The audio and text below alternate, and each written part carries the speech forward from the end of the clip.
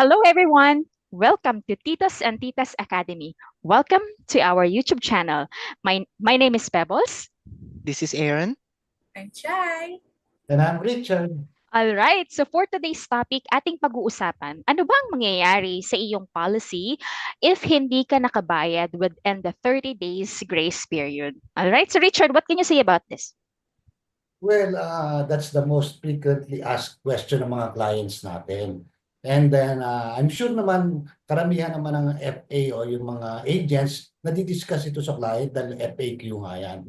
And it's clearly, nakalagay po siya sa policy booklet ng mga clients natin, makikita nila yan dyan. And yes, back to your question, after the grace period, the policy will lapse. How about you, Aaron? Ano mga experience mo sa ganyan, sa mga grace period?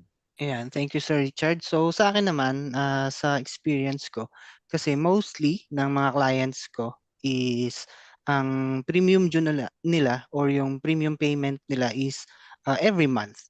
Ayan. So minsan nakakalimutan natin, kahit nagre-remind naman yung ating agent or sa emails natin, minsan nakakalimutan natin. So define muna natin yung grace period. So yung grace period kasi is your chance or yung palugit mo para ma-pay yung premium mo sa insurance after the due date. Ayun. So, ayun siya. So, Miss Chai? Okay, so since meron tayong grace period na tinatawag, so lahat po ng ating mga policy holder, make it a point na check your due dates para mabayaran po yung inyong policy.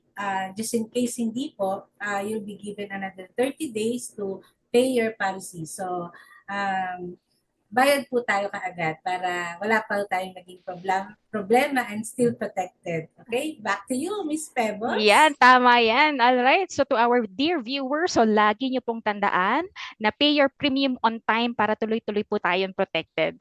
Okay? So for our next topic, atin naman pong pag-uusapan, ano naman yung gagawin mo kung sakaling nag-lapse ang iyong policy? Okay? So don't forget to subscribe to our YouTube channel, and if meron po kayo mga katanungan na gusto naming sagutin or meron kayong mga gusto naming pag-usapan, don't forget po na type lang po kayo sa comment section natin. Okay, so thank you for watching. So again, I am Pebbles. This is Aaron. I'm Chai. And I'm Richard. Thank you. Bye. Bye-bye. See you on next video. Bye. See you. Okay.